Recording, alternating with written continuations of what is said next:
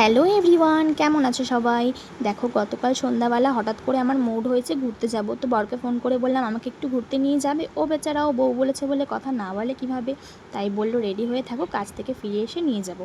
তা ও বলার সাথে সাথে আমি এক সেকেন্ডও লেট না করে কিন্তু আনন্দের সাথে গিয়ে রেডি হয়ে নিয়েছি। ঘুরতে যেতে খুব ভালোই লাগে আমার। তো দেখো, এদিকে কিন্তু আমার বড় রেডি হয়ে গেছে। তো কেমন লাগছে আমাদেরকে বলো কমেন্ট করে অবশ্যই। তো দেখো, এখন কিন্তু আমরা রেডি হয়ে বাড়ির থেকে বেরিয়ে পড়েছি। তো কোথায় যাচ্ছি বুঝতেই পারছো নিশ্চয়ই লাইটিং দেখে। তো এখন কিন্তু আমরা যাচ্ছি ঠাকুর দেখতে।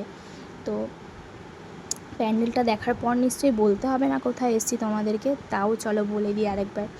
তো এখন আমরা এসেছি কিন্তু কল্যাণী ITI-এর ঠাকুরটা দেখতে। প্যান্ডেলের বাইরেটা কতটা সুন্দর হয়েছে ভাবো, ভেতরটা কতটা সুন্দর হবে, খুবই সুন্দর হয়েছে। পুজোর কিন্তু এখন অনেকগুলো দিন বাকি, তারপরেও কিন্তু কত ভিড় দেখো লোকের। তো আমরা কিন্তু খুব সুন্দর ফাঁকায় ফাঁকায় খুব ভালোভাবে ঠাকুর দেখতে পেরেছি। প্যান্ডেলটা পুরো ঘুরে দেখতে পেরেছি, খুবই সুন্দর লেগেছে প্যান্ডেলটা। আর মায়ের মুখটা তো অপূর্ব হয়েছে, কোনো কথাই হবে না। প্যান্ডেল নিয়ে, ঠাকুর নিয়ে খুবই ভালো লেগেছে। তো এত সুন্দর করে ঠাকুর দেখতে পারবো ভাবিনি। ITI-এর প্যান্ডেল বেশিরভাগই কোনো বছর মায়ের মুখটা দেখতে পারিনি, প্যান্ডেল দেখে বাড়ি চলে এসেছি। তো এইবার এত সুন্দর করে দেখতে পারবো ভাবিনি। তারপর কিন্তু আমার বরকে বেরিয়ে বললাম একটু আসো, তোমাকে নিয়ে ভিডিও করি। তো ও কিন্তু ক্যামেরার সামনে আসতে একদমই পছন্দ করে না। তো তারপরেও কিন্তু টানা হ্যাচড়া করে নিয়ে এসে কিন্তু একটুখানি ভিডিও করে নিলাম ওকে নিয়ে এসে। এখন কিন্তু আমরা এখান থেকে বেরিয়ে পড়েছি। তো যাব আরও একটা জায়গায় ঠাকুর দেখতে। তো দেখো, এখানে যারা এসছো তারা এই লাইটিংটা দেখলেও হয়তো বুঝবে যে কোথায় এসছি। তো যদি যারা বুঝতে পারছো না তাদের জন্য বলে দিচ্ছি, এটা এসছে কিন্তু রথতলার ঠাকুরটা দেখতে। তো এখানকার ঠাকুর প্যান্ডেল সবই কিন্তু সুন্দর হয়েছে এখানকারটাও।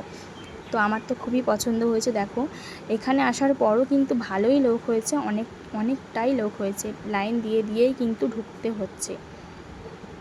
তো দেখো প্যান্ডেলটা কতটা সুন্দর হয়েছে।